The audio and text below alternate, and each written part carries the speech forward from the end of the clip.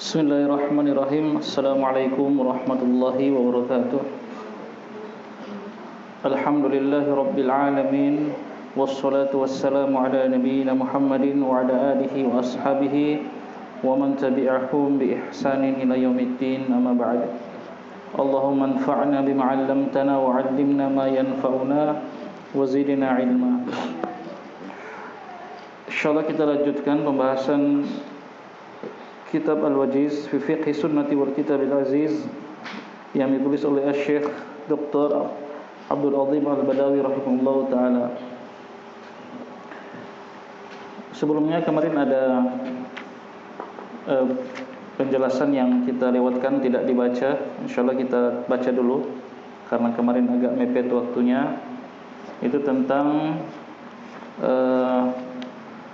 tasyahud akhir ya, di halaman 88 yang sesuai dengan kitab saya. Ketika beliau membahas tentang rukun-rukun salat, kemudian di poin yang ke-12, rukun salat yang ke-12 adalah at-tasyahud akhir. Nah, di situ ada faedah atau ada beliau membawakan ucapan para ulama tentang sighah tasyahud, yaitu pada ucapan assalamu alayka ayuhan nabi wa rahmatullahi wa barakatuh. Ini kemarin kita tidak bacakan. Nah, saya baca dulu. Qala musannif rahimallahu ta'ala, faidatun ukhra qauluhu assalamu alayka ayuhan nabi wa rahmatullahi wa barakatuh. Qala al-hafidz fil fathi. Faedah yang lain yaitu ucapan dalam hadis Ibnu Mas'ud di atas, yaitu ucapan assalamu alayka, keselamatan semoga tercurah atas engkau ayuhan nabi, wahai nabi, dan rahmat Allah dan keberkahannya. Qala al-hafidz, berkata al-hafidz fil fathi dalam Fathul Bari. Berarti yang dimaksud siapa? Al-hafidz Ibnu Hajar Al-Asqalani. Beliau mengatakan dalam kitab beliau Fathul Bari syarah Sahih Bukhari, wa qad warada fi ba'di turqi hadis Ibnu Mas'udin hadza ma yaqtadi al-mughayyirata baina zamanihi sallallahu alaihi wasallam. Sungguh telah datang dalam sebagian jalan hadis Ibnu Mas'ud ini yang di atas itu, ya, ada jalan yang lain, ya, yang menunjukkan ma yaqtadi, yang menunjukkan adanya al-mughayyirah, adanya perubahan lafaz pada assalamu alayka ayuhan nabiyyu. Baina zamanihi, perubahan lafaz itu di antara zamannya Nabi sallallahu alaihi wasallam, ya, ketika masih hidup, ya, dan sudah meninggal. Fa yuqalu bi lafzil khitab, maka diucapkan dengan lafaz al-khitab, assalamu alayka, ya, pakai dhamir khitab kaf, ya, kaful khitab, assalamu alayka, keselamatan atas engkau. Wa amma ba'dahu, adapun setelahnya, ya, maksudnya setelah meninggalnya Nabi sallallahu alaihi wasallam, fa yuqalu bi lafzil ghaibah, maka diucapkan dengan lafaz ghaib, tidak lagi assalamu alayka. Nah, jadi ada sebagian hadis yang menjelaskan hal tersebut, kata Al-Hafidz Ibnu Hajar Al-Asqalani. Beliau lanjutkan masih perkataan Al-Hafidz ini, ya, fa fil isti'dzan, maka di dalam al-isti'dzan, dalam kitab al-isti'dzan, ya, bab, ya, wallahu alam yang benar di sini kitabul adzan, bukan isti'dzan tapi adzan, ya. Nanti antum lihat lagi di Sahih Bukhari. Di dalam kitab Al-Isti'dzan atau kitab Adzan min Sahihil Bukhari, dalam Sahih Bukhari, min tariqi Abi Ma'mar, dari jalan Abu Ma'mar, an Ibnu Mas'udin, dari Ibnu Mas'ud, ba'da an saqa hadisa at-tasyahudi, setelah membawakan hadis tentang tasyahud di atas, qala, ya, dia mengatakan, Ibnu Mas'ud mengatakan, wa huwa baina dhahranina, ya, jadi Ibnu Mas'ud mengatakan dalam jalan yang lain, ya, wa huwa, nah bacaan tadi yaitu ketika dhahranina, ketika Rasulullah baina dhahranina, berada di antara punggung-punggung kami, maksudnya ketika Nabi masih hidup, ya. Falamma qubida, maka ketika Nabi diwafatkan oleh Allah Subhanahu wa taala, qulna, kami katakan assalamu ya'ni 'alan nabi. Kami mengucapkan assalam 'alan nabi. Begitu. Ada kata ya'ni. Assalam maksudnya 'alan nabi. Tidak lagi disebut assalamu 'alaika, tapi assalamu 'alan nabi. Kada waqa'a fil Bukhari. Demikian yang terdapat dalam Sahih Bukhari, ya. Ini masih perkataan Al-Hafidz. Wa akhrajahu Abu Awanah fi sahihi, dan mengeluarkannya Abu Awanah fi sahihnya, dalam sahihnya. Wa siraju wal siraju, dan as-siraj, wal jauzaqi, dan al-jauzaqi, wa Abu Nuaim al-Ashabani, dan juga Abu Nuaim al-Ashabani, wal Baihaqi, dan juga Imam al-Baihaqi, min turuqin mutaaddidatin, dengan jalan yang berbeda-beda, yang banyak. Ila Abi Nuaim Syekhil Bukhari, yang semua jalan itu sampai kepada Abu Nuaim, gurunya Al-Imam Bukhari. Fihi, di dalamnya, bilafdin, dengan lafaz, falamma qubida, ketika beliau diwafatkan oleh Allah, qulna, kami katakan assalamu ala nabi, ya, assalamu ala nabi, bihaffi lafzi ma'na, dengan ya'ni, ya, dengan membuang lafaz ya'ni, ya. Kalau di atas, ya, assalamu ya'ni ala nabi, di jalan yang lain tidak ada kata ya'ninya, itu langsung assalamu ala nabi. Wa kadzalika rawahu Abu Bakar bin Abi Syaibah an Abi Nuaim. Demikian juga diriwayatkan oleh Abu Bakar bin Abi Syaibah dari Abu Nuaim, gitu. Sampai di sini perkataan Ibnu Hajar Al-Asqalani. Qala As-Subki fi Syarhil Minhaj, berkata Imam As-Subki dalam Syarhul Minhaj, ba'da an dzakara hadhihi riwayah, setelah menyebutkan riwayat-riwayat ini, min indi Abi Awanah, yang dari jalur Abu Awanah wahdahu, ya, dari satu jalur ini. Beliau mengatakan, As-Subki mengatakan, in sahha hadza anis sahabati dala ala anna al-khitaba fi salam ba'da Nabi sallallahu alaihi wasallam ghairu wajibin. Ya. Kalau hal ini benar, datangnya dari sahabat, kata As-Subki, menunjukkan bahwa anal khitab fi salam, bahwasanya menggunakan khitab dalam ucapan salam, assalamu alayka ayuhan nabiyyu, itu setelah Nabi sallallahu alaihi wasallam meninggal, itu ghairu wajib, tidak wajib, ya. Jadi tidak wajib lagi, kata As-Subki. Zaman sekarang kita mengucapkan assalamu alayka, yang benar adalah, ya, assalamu ala nabi dengan khitab ghaib. Fayuqal, maka dikatakan assalamu ala nabi.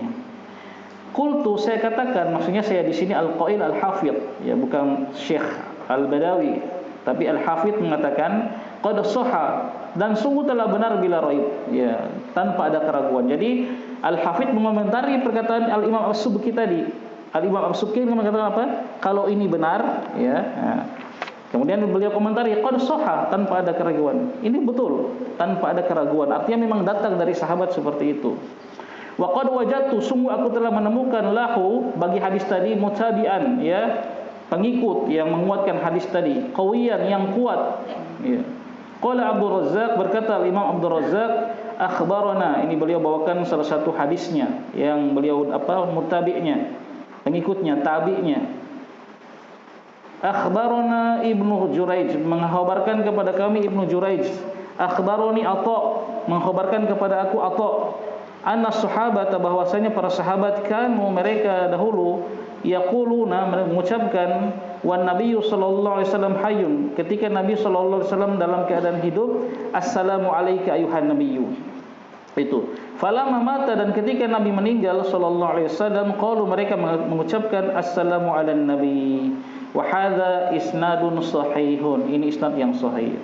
Beliau bawakan lagi ucapan Syekh Albani di sini, ya. Syekh Abdul Azim membawakan ucapan Syekh Albani. Qala Al-Albani fi sifatis shalah, berkata Al-Imam Albani rahimallahu taala dalam sifat salat di halaman 126, wala budda ay yakuna dzalika bi tauqifi minhu sallallahu alaihi wasallam. Nah, ini kata Syekh Albani, ya, maka tidak bisa tidak hal tersebut, yaitu penetapan ucapan assalamu ala nabi sallallahu alaihi wasallam, itu berdasarkan penetapannya Nabi sallallahu alaihi wasallam. Mungkin sebelum beliau meninggal, beliau telah menetapkan hal tersebut bagi para sahabat.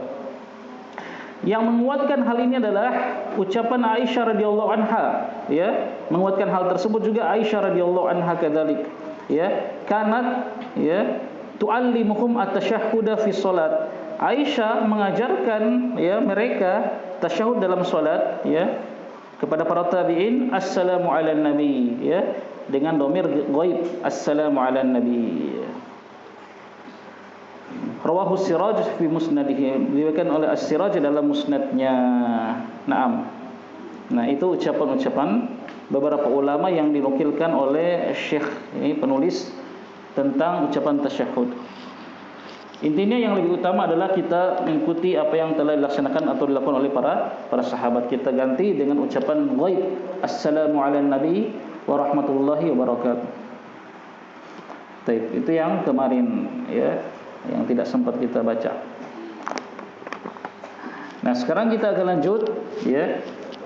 Pembahasan berikut setelah beliau membahas tentang rukun-rukun salat ya, syarat-syarat salat, rukun-rukun salat, kemudian wajibatus shalah, kewajiban-kewajiban salat.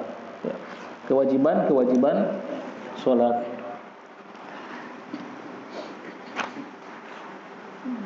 Ya, rukun dan kewajiban ini sama-sama berada di dalam salat.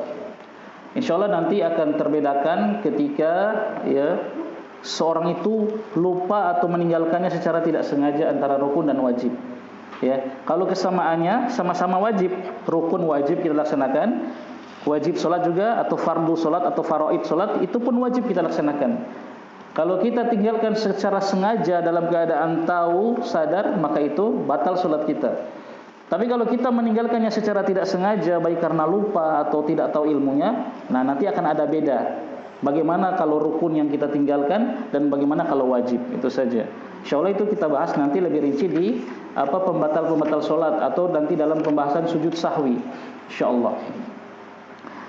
Nah, setelah ini nanti ada sunnah-sunnah salat lagi ya, akan beliau bahas sunnah-sunnah salat ya. Itu juga perbuatan-perbuatan yang ada di dalam salat. Nah, sebelum kita membaca ini, yang perlu kita pahami adalah ketika para ulama membahas tentang ya, para ahli fiqih membahas tentang ini fardu salat, ini rukun salat, ini kewajiban salat, ini sunnah salat. Tujuannya apa? Ya, tujuannya untuk ya, sebenarnya satu saja, untuk nanti membedakan ya apakah salat kita sah atau tidak. Itu saja. Nanti ketika kita tinggalkan yang rukun, bagaimana status salat kita? Ketika kita tinggalkan yang wajib, bagaimana status salat kita? Ketika kita meninggalkan yang sunnah, bagaimana status salat kita? Makanya dirinci oleh para ulama seperti itu. Adapun dari sisi pelaksanaannya, maka sisi pelaksanaan ketika kita salat, maka kita tentu akan ingin salat kita adalah salat yang terbaik di hadapan Allah Subhanahu wa taala, maka kita laksanakan semua semampu kita ya, baik itu rukun ataupun wajib ataupun sunnah. Ya. Karena kata Nabi sallallahu alaihi wasallam apa? Shallu kama raaitumuni usolli. Salatlah kalian sebagaimana kalian melihat aku salat, tanpa perlu membedakan apa? Mana rukun, mana wajib, mana sunnah. Kita laksanakan semua. Dari sisi pelaksanaan. Nah, para ulama membahas dipisahkan ini rukun, ini wajib, ini sunnah hanya untuk agar kita tahu apakah salat kita ini sah atau tidak. Ya. Untuk menjelaskan kepada seorang, oh salatmu tidak sah, ulang. Ketika yang ditinggalkan itu rukun, seperti itu. Adapun ketika kita ingin melaksanakan, tidak perlu kita, oh ini kan cuma sunnah, nah, ini cuma mustahab. Ya, ini cuma mustahab, enggak apa-apa. Yang penting salat saya sah. Nah, itu kemarin kita bahas kadar minimalis kalau ibadah. Karena Nabi mengatakan shallu kama raaitumuni usolli. Dan ini yang dipegang oleh para sahabat. Maka para sahabat tidak pernah bertanya. Ini ketika diperintah oleh Nabi, ketika datang hadis dari Nabi perintah, tidak pernah mereka mentafsir, ya Rasulullah ini wajib atau rukun atau sunnah. Patokan mereka ya, mana haitukum anhu fajtanibuhu wa ma amartukum bihi fa'alu minhu mastata'tum. Kata Nabi, apa yang aku perintahkan, yang aku larang, tinggalkanlah. Dan apa yang aku perintahkan, lakukan semampu kalian. Itulah para sahabat. Ya. Jadi dahulu mereka tidak bertanya, ya, membahas ini rukun atau sunnah atau apa. Ya. Mereka lakukan semuanya. Ya. Itu para sahabat. Jadi tidak ada lagi istilah ini cuma sekedar mustahab. Ya. Dari sisi pelaksanaan kita berusaha solat kita yang paling sempurna. ya, syaratnya terpenuhi, rukunya terpenuhi, wajibatnya terpenuhi, sunnah-sunnahnya terpenuhi. Ya, dahulu pernah kita bahas bagaimana sahabat itu subhanallah sangat bersegera beramal. Ketika sampai hadis dari Nabi kepada mereka, mereka amalkan tanpa mentafsir ini sunnah atau wajib atau apa. Ya.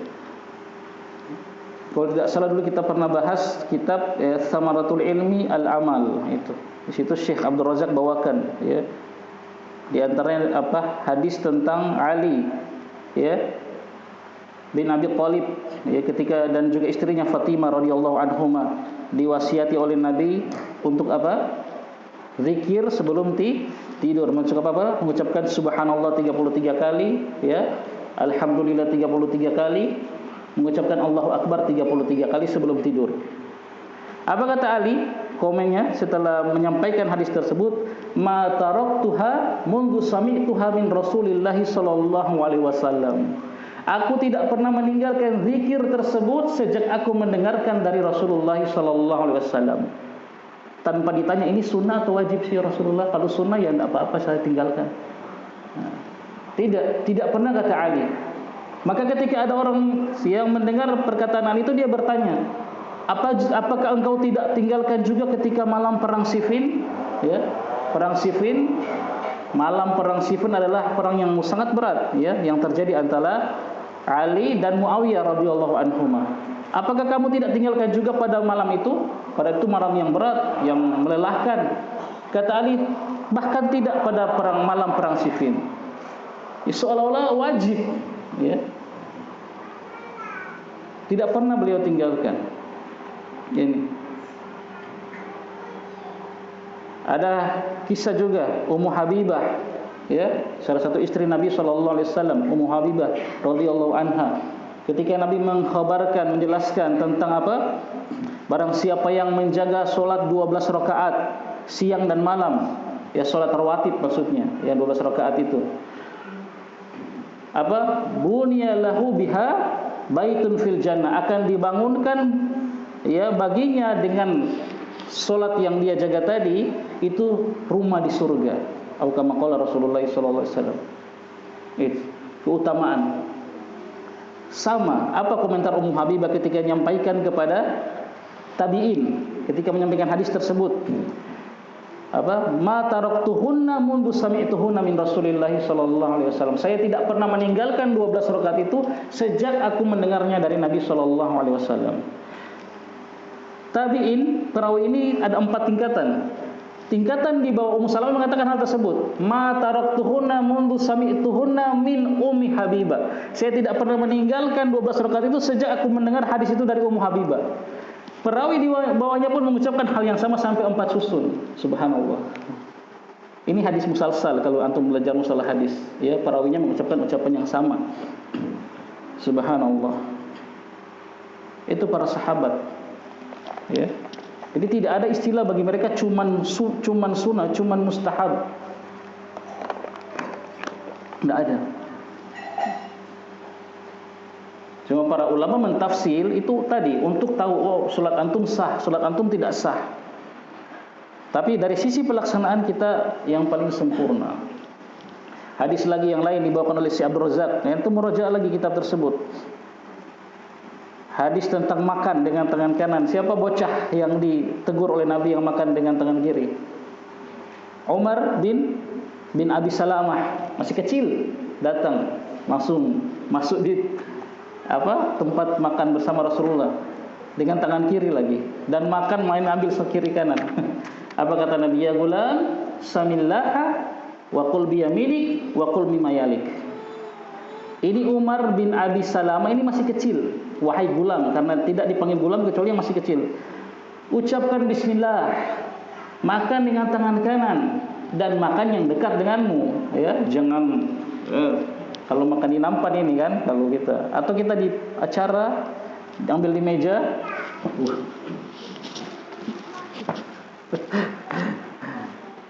Apa kata Umar bin Abi Salamah? Sejak aku dengar hadis itu atau teguran Rasul itu, begitulah cara makanku. Sejak dia masih kecil Sampai dia sudah besar meriwayatkan hadis tersebut, begitulah cara makanku, ucap bismillah dengan tangan kanan dan yang paling dekat dengan dia. Ini sahabat. Subhanallah. Padahal makan dengan tangan kanan masih ada perselisihan apakah haram atau makruh, ya. Makan dengan dekat dengan kita, ya itu perkara mustahab, tidak sampai haram. Antum mengambil sate yang di sebelah sana tidak sampai haram. Ya, subhanallah, bagaimana para sahabat berpegang, ya, sejak mereka mendengar dari Nabi sallallahu alaihi wasallam, gitu. Makanya kita berusaha, ya.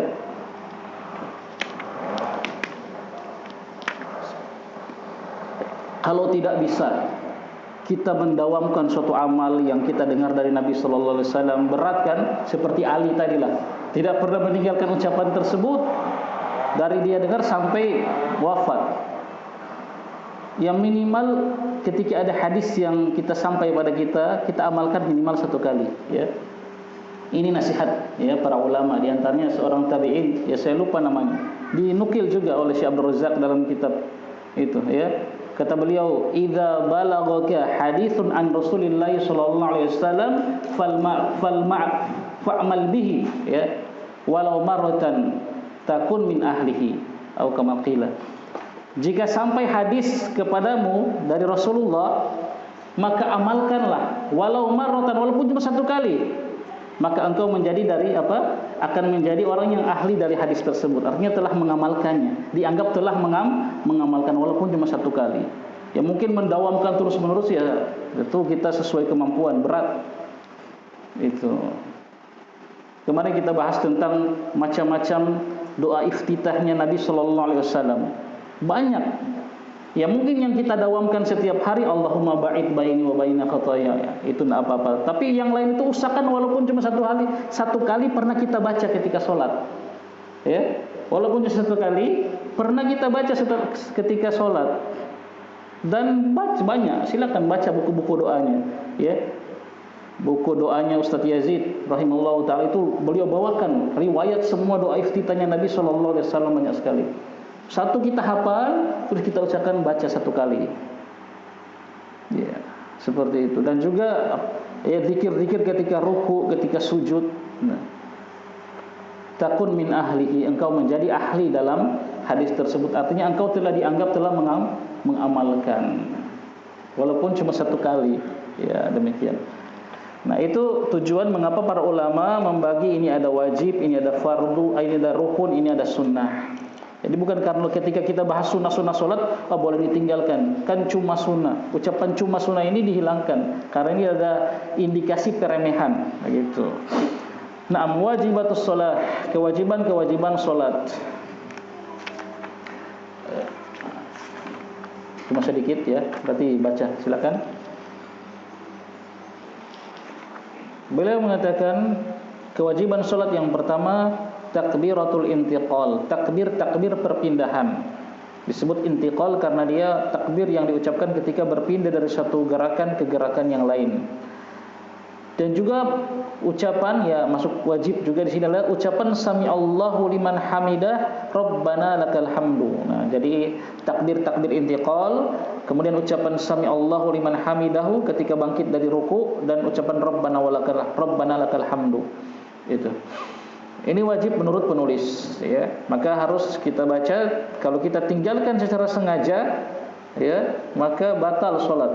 Kita tinggalkan, kita sengaja naik turun gerakan tidak ucap takbir, tidak Allahu akbar, maka batil salat. Kalau kita lakukan itu dengan sengaja dan tahu itu wajib. Dari Abu Hurairah radhiyallahu anhu, dia mengatakan, karena Rasulullah sallallahu alaihi wasallam adalah Rasulullah sallallahu alaihi wasallam biasa idza qama ila sholati, jika beliau berdiri untuk salat, yukabbiru hina yaqum, beliau bertakbir ketika berdiri, thumma yukabbiru hina yarka', kemudian beliau bertakbir ketika ruku, thumma yaqul sami Allahu liman hamida, kemudian mengucapkan sami Allahu liman hamida hina yarfa'u sulbahu min ar-rak'ati, ketika beliau mengangkat tulang sulbinya, rusuknya dari ruku, mengucapkan sami Allahu liman hamida. Tsumma yaqulu wa huwa qaimun, kemudian mengucapkan dalam keadaan berdiri, ya, Rabbana lakal hamdu, ya Rabb, bagi Engkaulah segala pujian. Tsumma yukabbiru hina yahwi, kemudian beliau bertakbir ketika turun sujud. Tsumma yukabbiru hina yarfa'u ra'sahu, kemudian bertakbir lagi ketika bangkit dari sujud. Tsumma yukabbiru hina yasjud, kemudian bertakbir lagi ketika sujud kedua. Tsumma yukabbiru hina yarfa'u ra'sahu, kemudian bertakbir lagi ketika mengangkat kepalanya dari sujud kedua. Tsumma yaf'alu dzalika fi sholati kulliha hatta yaqdiyaha. Dan Nabi kemudian beliau sallallahu alaihi wasallam melakukan semua hal tersebut dalam salatnya semuanya sampai selesai salat. Jadi beliau takbiratul intiqalnya terus ya, full. Wa yukabbiru hina yaqumu min isnataini ba'dal julus, dan beliau juga bertakbir ketika berdiri dari rakaat kedua setelah duduk di antara dua sujud. Duduk tasyahud awal. Ya. Yang berdiri itu beliau bertakbir lagi. Wa qad qala sallallahu alaihi wasallam, dan sungguh Rasulullah sallallahu alaihi wasallam bersabda, "Shallu kama raaitumuni usolli." Salatlah kalian sebagaimana kalian melihat aku salat. Ya, melihat di sini dengan melihat langsung dengan mata kepala, ini tentu para sahabat yang bisa melakukannya. Yang kedua, melihat dengan ilmu yang kita belajar, kita mempelajari hadis-hadis Nabi sallallahu alaihi wasallam. Wa qad amara bidzalika al-musi'a salatihi, dan sungguh Nabi telah memerintahkan hal tersebut, yaitu bertakbir dalam gerakan salat itu bagi orang yang jelek salatnya, ya. Faqala, maka Nabi bersabda kepada orang itu, innahu la tatimus salatu li ahadin minan nas hatta yatawadda wa yadau al-wudu. Kata Nabi sallallahu alaihi wasallam, sesungguhnya tidak sempurna salat salah seorang di antara manusia sampai dia berwudu dan dia memperbaiki wudunya. Tsumma yukabbiru, kemudian dia bertakbir, wa yahmadullah au yahmadallaha azza wa jalla wa yusni alaihi. Kemudian setelah dia bertakbir, dia memuji Allah dan menyanjung Allah. Ini maksudnya dalam doa iftitah. Wa yaqra'u bima syaa minal Qur'an, dan dia membaca apa yang dia mampu dari Al-Qur'an. Tsumma yaqulu, kemudian dia mengucapkan Allahu akbar. Tsumma yarka'u hatta tatma'inna mafasiluhu. Kemudian dia rukuk sampai tenang, ya. Mafasiluhu, apa? Persendian-persendiannya, rukuk dengan tenang. Tsumma yaqul, kemudian dia ucapkan sami Allahu liman hamidah, ya, hatta yastawi qa'iman, sampai dia berdiri dalam keadaan lurus. Tsumma yaqul Allahu akbar, kemudian dia ucapkan Allahu akbar. Tsumma yasjudu, kemudian dia sujud hatta tatma'inna mafasiluhu, sampai tenang persendian-persendiannya. Tsumma yaqulu Allahu akbar, kemudian diucapkan Allahu akbar. Wa yarfa'u ra'sahu hatta yastawi qa'idan, dan dia angkat kepalanya, ya, sampai dia duduk dalam keadaan tegak, benar-benar duduk. Tsumma yaqulu Allahu akbar, kemudian diucapkan Allahu akbar. Tsumma yasjudu hatta tatma'inna mafasiluhu, kemudian dia sujud sampai tenang mafasilnya, persendian-persendiannya. Tsumma yarfa'u ra'sahu, kemudian dia angkat kepalanya, fayukabbir, dan dia bertakbir. Fa idza fa'ala dzalika, maka apabila dia telah melakukan hal tersebut, faqad tammat salatuhu, maka sungguh telah sempurna salatnya. Itu. Nah, ini dalil wajibnya ucapan takbiratul intiqal, dan ucapan sami Allahu liman hamidah, dan ucapan rabbana walakal hamd. Ini yang wajibnya. Adapun tambahan-tambahan ucapan doa setelah itu dihukumi mustahab oleh para ulama, ya, hukumnya sunnah. Ini yang pertama, ya, kewajiban salat yang pertama. Kemudian yang kedua, at-tasyahudul awal, yang merupakan kewajiban salat yang kedua adalah tasyahud awal. Naam. Kalau tasyahud akhir masuk yang mana? Rukun salat. Kalau tasyahud awal itu kewajiban salat. Sekali lagi nanti kita tahu perbedaannya ketika di pembahasan insyaallah sujud sahwi atau pembatal salat. Itu beliau jelaskan rinci di situ. Yang kedua tasyahud awal. Dari Ibnu Mas'ud radhiyallahu anhu, qala, dia mengatakan, inna Muhammadan sallallahu alaihi wasallam, sesungguhnya Nabi Muhammad sallallahu alaihi wasallam bersabda, idza qa'atum fi kulli rak'ataini faqulu, jika kalian telah duduk pada setiap dua rakaat, ya, pada setiap dua rakaat, faqulu, maka ucapkanlah, ya, dibacakan, ya, doa tasyahud. At-tahiyatu lillah, segala penghormatan adalah milik Allah. Wassalawatu, dan salawat-salawat, wattayyibatu, dan kebaikan. Assalamu alayka, nah ini ketika Nabi masih hidup, ya. Assalamu alayka ayuhan nabi wa rahmatullahi wa barakatuh. Keselamatan atas engkau wahai Nabi, dan juga rahmat Allah dan keberkahannya. Assalamu alayna wa ala ibadillahis sholihin, dan juga semoga keselamatan atas kami dan atas hamba-hamba Allah yang solih. Para ulama menjelaskan, ya, semua orang yang sholat mendapatkan bagian dari doa ini. Jadi masya Allah, kaum muslimin seluruh dunia itu setiap hari saling mendoakan, ya, minimal dalam sholat wajib, ya, dalam ucapan tasyahud. Assalamu alayna, doakan dulu diri kita. Ini adab dalam berdoa, doakan dulu diri kita. Keselamatan semoga atas kami dan atas ibadillahis sholihin. Maka semua hamba yang sholih, ya, hamba yang sholih ya tentu yang, apa kata para ulama yang dimaksud dengan sholih, apa, orang yang yaqumu bihuquqillah wa bihuquqil ibad, orang yang melaksanakan hak-hak Allah dan hak-hak manusia, itu orang soleh, ya. Dan termasuk hak Allah adalah kewajiban sholat. Maka semua kata para ulama dapat, ya, para ulama di Madinah misalnya sholat membaca ayat ini, ketika antum orang yang soleh, insya Allah antum dapat doa dari mereka, gitu. Tapi orang yang tidak sholat, kata para ulama, tidak dapat dia bagian dari doa kaum muslimin ini yang diulang-ulang setiap hari. Subhanallah, itu kerugian orang yang tidak sholat. Asyhadu an la ilaha illallah wahdahu la asyhadu an la ilaha illallah, saya bersaksi tidak ada Tuhan yang berhak disembah kecuali Allah. Wa asyhadu anna Muhammadan abduhu wa rasuluh, dan saya bersaksi bahwa Muhammad adalah hamba dan rasulnya. Nah, itu dia baca di situ, ya, doa tasyahud. Kemudian Nabi lanjutkan, summa liyatakhayyar, kemudian hendaklah dia memilih ahadukum, ya, dan hendaklah salah seorang di antara kalian memilih minad du'ai, di antara doa-doa a'jabahu, yang ilaihi, yang dia kagumi, yang dianggap bagus. Ya, silakan pilih doa. Falyad'u bihim, dan hendaklah dia berdoa dengan doa tersebut, rabbahu azza wa jalla, Rabbnya azza wa jalla. Nah, jadi di sini menunjukkan bahwasanya berdoa setelah tasyahud itu bukan hanya ada di tasyahud akhir, ada juga di tasyahud awal. Ya. Karena ini Nabi menjelaskan, setiap kali kalian duduk di setiap 2 rakaat, maka ucapkanlah tadi dan pilihlah doa yang paling kalian suka dan berdoalah kepada Allah Subhanahu wa taala. Ini mungkin sunnah yang kita tinggalkan. Nah, berdoa setelah tasyahud awal itu disyariatkan juga berdoa, walaupun pendek tentu, jangan terlalu panjang, karena ya, apalagi kalau antum sebagai imam, gitu. Minimal amalkan, karena ini perintah Nabi, ya. Summa liyatakhayyar, maka hendaklah, itu lamul amr yang masuk pada fi'il mudhari, ya kan. Pilihlah doa yang paling dia suka dan berdoa, fal yad'u, itu Rabbnya azza wa jalla dengan doa tersebut, ya. Amalkan. Dan sungguh Nabi sallallahu alaihi wasallam telah memerintahkan orang yang jelek salatnya, ya.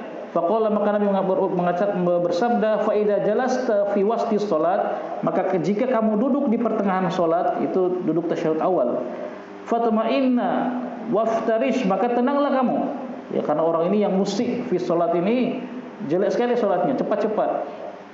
Waftarish fakhidaka al-yusra, dan bentangkanlah pahamu yang kiri, maksudnya duduk iftirash. Tsumma tasyahhad, kemudian bertasyahudlah. Nah, itu Nabi perintahkan, berarti wajib, kata Syekh di sini. Itu tasyahud awal wajib, dan ada faedah tadi kita dapatkan dari hadisnya, ya, apa, Ibnu Mas'ud, kita juga disyariatkan berdoa setelah tasyahud awal. Baik. Yang ketiga. Kemudian yang ketiga atau yang terakhir, di sini beliau cuma membawakan 3. Menurut pendapat beliau yang beliau kuatkan tentunya adalah hanya 3 ini kewajiban-kewajiban salat. Yang ketiga, beliau mengatakan wujubu alaihi idza qama ila sholati ay yattakhidha sutratan baina yadayhi tamna'ul murura amamahu wa takuffu basaruhu amma wara'aha. Wajib atasnya kalau dia ingin sholat, ayat takhidha, menjadikan sutroh, pembatas, baina yadayhi, di hadapannya, ya. Jadi menurut penulis kitab Al-Wajiz, meletakkan sutroh di hadapan kita ketika sholat itu hukumnya wajib. tamna'u al-murur, yang dia mencegah orang yang lewat amamahu, di hadapannya, ya, di antara dia dengan sutra, dan dia menahan pandangannya dari yang di belakang sutra. Jadi sutra itu punya dua kegunaan. Yang pertama, menahan orang yang akan lewat antara dia dengan sutra, itu batasannya. Tidak boleh orang lewat di situ. Yang kedua, agar pandangannya tidak melampaui sutra. Jadi jangan antum pakai sutra pun menghadap ke atas, ya, hikmahnya hilang. Jadi pandangannya di sutra itu, di tempat sujud, begitu. Itu kata penulis di sini. Nah, beliau membawakan dalil dari Sahal bin Abi Hathmah. Qala, dia mengatakan radhiyallahu anhu, qala Rasulullah sallallahu alaihi wasallam, telah bersabda Rasulullah sallallahu alaihi wasallam, idza shalla ahadukum falisalli ila sutratin wal yadnu minha la yaqta'u asyaitanu alaihi salatahu. Jika salah seorang di antara kalian salat, maka salatlah menghadap sutrah, pembatas, dan mendekatlah ke sutrah, ya, mendekat. Maka syaitan tidak akan mampu memutus salat orang tersebut, ya, memutus salatnya dia, ya, tidak akan mampu memutus syaitan, ya, salatnya kalau dia sudah ambil sutrah. Nah, ini ada perintah kan? Berarti menurut beliau sini wajib, karena hukum dari perintah adalah wajib. Dan Nabi selalu menggunakan sutra kalau sholat. Dari Ibnu Umar radhiyallahu anhu, dia mengatakan, telah bersabda Rasulullah sallallahu alaihi wasallam, la tusolli illa ila sutratin, janganlah kalian sholat kecuali menghadap sutra. Nah, ini kalimatnya lebih hasr lagi, ya. Ada larangan, ya. Kemudian muncul illah, ya, nafi. Jangan sholat kecuali menghadap sutra. Artinya benar-benar jangan sholat kalau tidak pakai sutra. Wala tada, dan janganlah engkau biarkan ahadan, seorang pun, yamuru baina yadaika, melewat di hadapanmu ketika sudah ada sutra. Tidak boleh. Fa in aba, ya, kita cegah dia. Kalau dia mau lewat di antara kita dengan sutra, dicegah, ditahan. Fa in aba, kalau dia enggak mau, dia enggan, tetap maksa untuk lewat, fal tuqatilhu, maka perangilah dia, lawan dia, ya. Bukan dibunuh, ya. Bukan qatala yaqtulu, qatala yuqatilu. Jangan dibunuh, diperangi, ditahan dengan keras. Ya, ditahan dengan keras.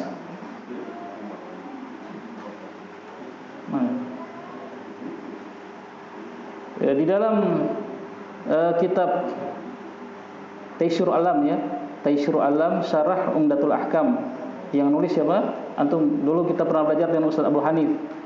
Sampai selesai tidak? Kayaknya kalau ana tidak sampai karena berangkat ke Jawa. Ya. Itu ada penjelasan Syekh Abdullah bin Abdurrahman Al-Bassam yang nulis itu tentang hadis ini. Jadi ditahan dulu dari yang paling lemah sampai yang paling keras, ya, sampai derajat dilawan. Ya, beliau kalau tidak salah beliau mengatakan yang pertama kita ucapkan tasbih. Ada orang dari sana tuh cepat-cepat, ya, kita yakin dia ini mau lewat ke sutra. Di antara kita dengan sutra, tasbih dulu, subhanallah, agar dia kan mungkin enggak lihat kan. Kalau dia tetap itu ditahan sampai nanti paling keras, kalau dia masih itu ya diperangi, dipukul pun kalau. Bahkan beliau mengatakan seandainya kita mencegah orang tersebut terus dia misalnya qadarullah mati, kita dorong terus jatuh, tatoki DP kepala belakang mati, maka tidak ada kisos bagi kita. Kita tidak dikisos karena perbuatan itu perbuatan yang diizinkan oleh syariat, bahkan diperintahkan untuk menghalangi orang dari antara dia dengan sutra. Misalnya sampai se ekstrim itu, dang. Gitu. Tapi cara mencegahnya dari yang bertahap seperti itu. Karena Nabi mengatakan kalau di fa'in aba, ya, kata Nabi kan dihalangi dulu, ya. Fa'in aba, nanti kalau dia masih enggan memaksa lewat, fal tuqatilhu, maka perangi dia, lawan dia, seperti itu. Karena ini hadisnya, dan beliau mengatakan wajib memakai sutra. Dan Ibnu Umar yang meriwayatkan hadis ini, kalau antum lihat bagaimana beliau itu sangat perhatian sama sutra. Kalau masuk masjid, beliau cari sutra sampai punggung orang yang sedang sholat, yang sedang berdiri atau sedang duduk, beliau jadikan sutra. Dan insya Allah tidak akan kehilangan sutra dalam masjid. Kan semua bisa, tiang, dinding, orang yang lagi duduk atau apapun. Bahkan sekarang masjid-masjid sudah bikin sutro, ya seperti batu nisan. Model anak kaget dulu, batu nisan bebasnya di dalam masjid. Ternyata sutro. Nah, di sini beliau menjelaskan wa tahaqqaqu al-sutratu bil jidar. Maka telah terrealisasi sutro itu dengan apa? Dengan jidar, dengan dinding boleh. Wal istawa, dan juga apa ini? Tiang-tiang. Tiang ini boleh jadi sutro. Wal aso al-maghruzah, dan tongkat yang ditancapkan. Bahkan warrahilah, dan juga dengan kendaraan, ya, yang dia sholat menghadap kendaraannya itu boleh jadikan sutro. Antum pemotor, atau sepeda atau apa. Kalau zaman dahulu hewan mungkin jadikan sutro, ya. Dan yang paling sedikit kata beliau di sini sutro itu apa? Mislu muakhirati rahli, seperti bagian belakang tunggangan. Dahulu orang kalau bikin tunggangan dulu kan apa? Ya kuda atau apa, onta, pakai pelana. Nah, di bak itu dikasih naik sedikit buat sandaran begini, tapi tidak terlalu tinggi, tapi bisa tahan bukan belakang apa, tulang ekor ini just sedikit tertahan sudah, so kuat itu dong bilang, so bisa dapat rasa bersandar. Nah, seperti itu sutro yang paling minimal, ya. Sebagian ulama saya baca penjelasannya itu ada yang mengatakan satu hasta begini, itu paling minimal. Intinya mereka khilaf. Ya, karena hadisnya Abu Musa, hadis Musa bin Talha di sini dari bapaknya, dia mengatakan bersabda Rasulullah sallallahu alaihi wasallam, "Idza wada'a ahadukum baina yadayhi misla mu'akhkharati rahli falyusalli wa la yubalu man marra wara'ahu dzalika." Wala yubalu man marra wara'a dzalika. Kata Nabi, jika telah meletakkan seseorang di antara kalian di hadapannya seperti muakhirati rahli, itu bagian belakang pelana, maka solatlah. Ya, dia sudah jadikan sutra seperti benda itu. Maka tidak perlu dia pedulikan orang yang lewat di belakang benda tersebut. Nah, tapi di sini tidak ada ukuran yang tepat, apa yang pasti dari Nabi berapa sih panjangnya. Cuma Nabi mengatakan bagian belakang kendaraan, pelana. Dan wallahu alam sekarang kita tidak lihat lagi seperti itu, ya. Ya. Minimal ada sutro yang, ya, kalau antum mau aman satu hasta begini, apa yang diletakkan di hadapan kita untuk dijadikan sutro. Naam.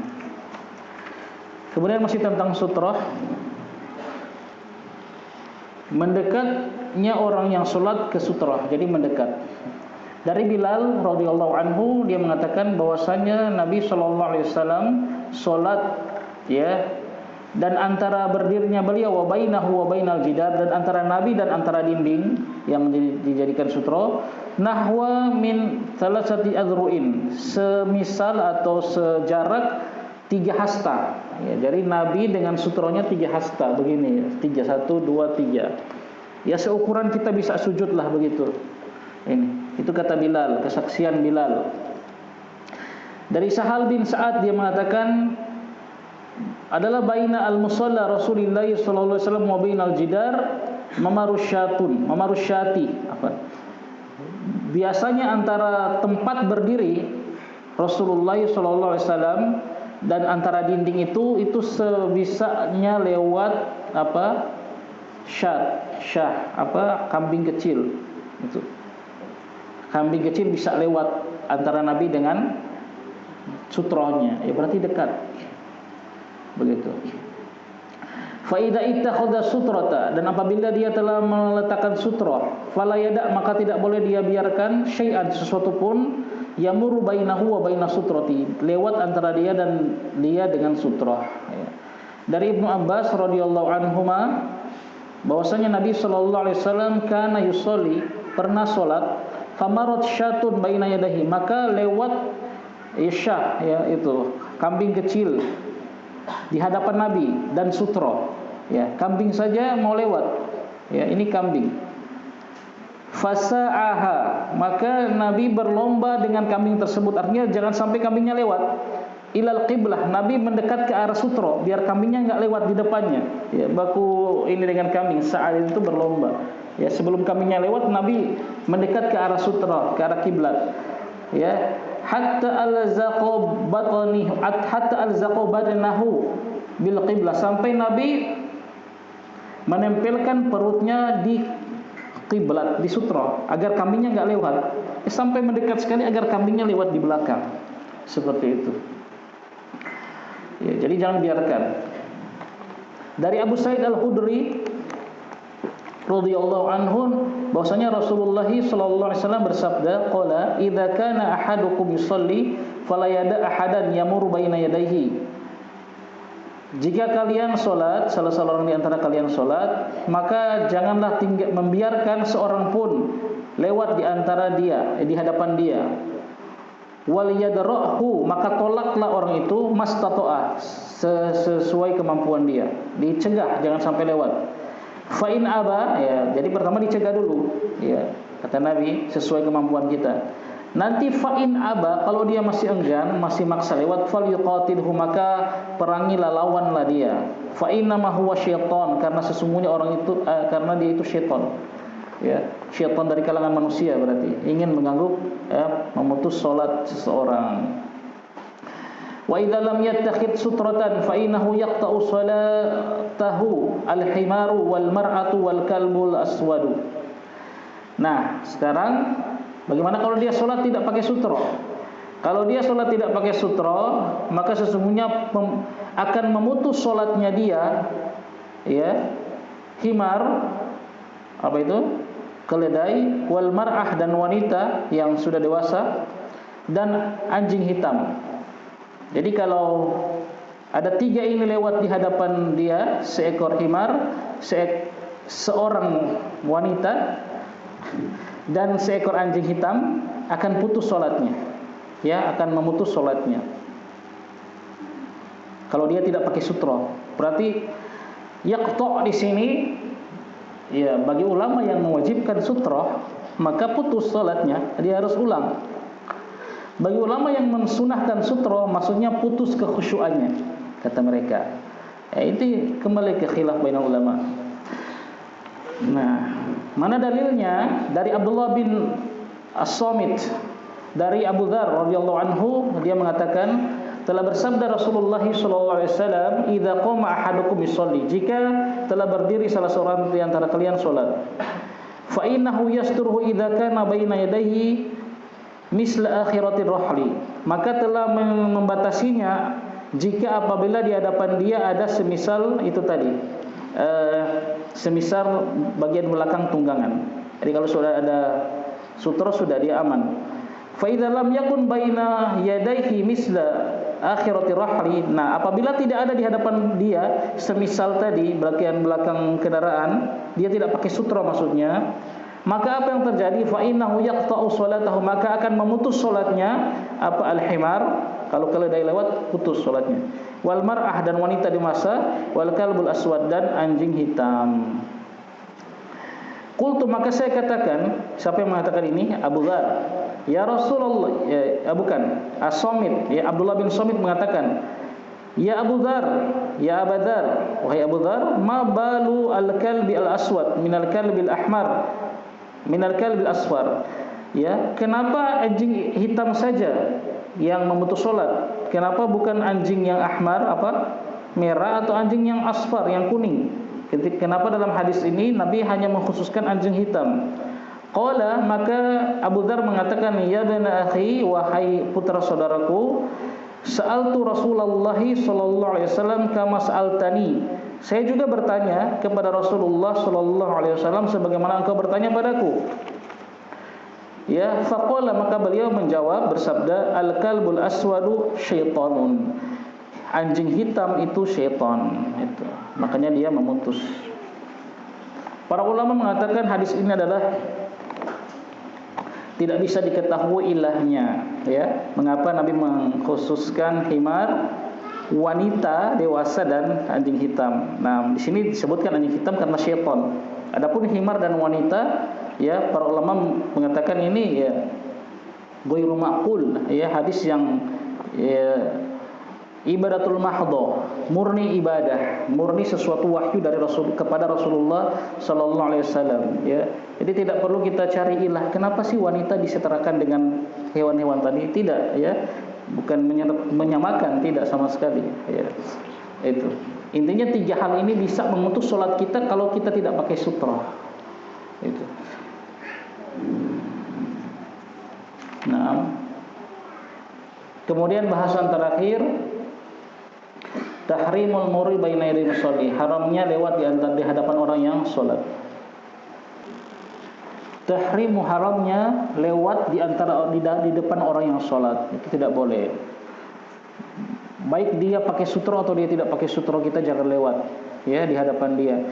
Kalau orang yang tidak pakai sutra dan kita ingin lewat, maka kata para ulama haknya dia sebatas tempat sujud dia. Ya, jadi kalau dia sholat di belakang sana dan dia tidak pakai sutra, apakah kita tidak boleh lewat di depan sini? Tidak, tapi sebatas tempat sujud dia itu. Jadi kita hindari, kalau kita agak sedikit menjauh juga tidak apa-apa, karena berdosa. Ya, kata Nabi dari Abu Juhaim, dia mengatakan radhiyallahu anhu, bersabda Rasulullah sallallahu alaihi wasallam, "Lau ya'lamul maru baina yadayil musalli ma ja'alaihi lakana ay yaqifa arba'ina khairan lahu min ay yamurra baina yadayhi." Muttafaqun alaih. Ya, kata Nabi sallallahu alaihi wasallam, seandainya mengetahui al-maru, orang yang lewat di hadapan orang yang sholat, maza alaihi, dosa apa yang akan dia dapat? Alaih pakai ya lafaz ala. Seandainya orang yang lewat di hadapan sholat, mau lewat di hadapan orang yang sholat ini, tahu dosa yang akan menimpanya, lakana ayyaqifa, maka sungguh dia berdiri arba'ina, 40, enggak tahu 40 hari apa bulan atau tahun, itu dia berdiri 40 khairan, lebih baik baginya daripada dia maksa lewat di hadapan orang yang sedang sholat. Ini ancaman, ya. Hati-hati, besar dosanya, jangan lewat di hadapan orang yang sholat, apalagi yang sudah pakai sutra itu. Nah, ana lihat sebagian ada yang mungkin karena cepat-cepat, ada sebagian yang begitu salam, dia di soft, tengah soft, ketika salam pengen cepat-cepat keluar, ya. Tanpa dia lihat mungkin ada di belakang yang masbuk, yang sedang sholat atau yang sedang duduk tasyahud akhir. Kalau berdiri kan gampang kita lihat, oh ini. Tapi yang sedang duduk tasyahud akhir misalnya, ya, dia masbuk, nah nggak ketahuan, dia langsung lewat. Ya, saya pernah lihat itu sampai 3 orang dia lewati, masya Allah. Dan 3 orang itu juga tidak mencegah karena tidak tahu mungkin ilmunya. Kata para ulama, kalau dia tidak cegah dia juga berdosa. Ya, dua-dua dapat dosa. Jadi lihat-lihat dulu, apalagi antum yang cepat-cepat keluar kalau habis zikir. Ya zikirlah dulu, ya. Walaupun tidak zikir bersama imam, zikir sendiri, laksanakan yang sunnah. Ya, tinggalkan yang bid'ah, tinggalkan juga yang sunnah. Ini aneh. Dua-dua ditinggalkan. Lalu ahlu apa? Bukan ahlul bid'ah, bukan juga ahlu sunnah. Karena kan dia saking semangatnya, saya tidak mau zikir jamaah, langsung berdiri. Tiap selalu begitu. Akhirnya lewat orang yang sholat dapat dosa. Duduk dulu, zikir sendiri, baca, masya Allah. Baru keluar hati-hati lewat itu di soft seperti itu.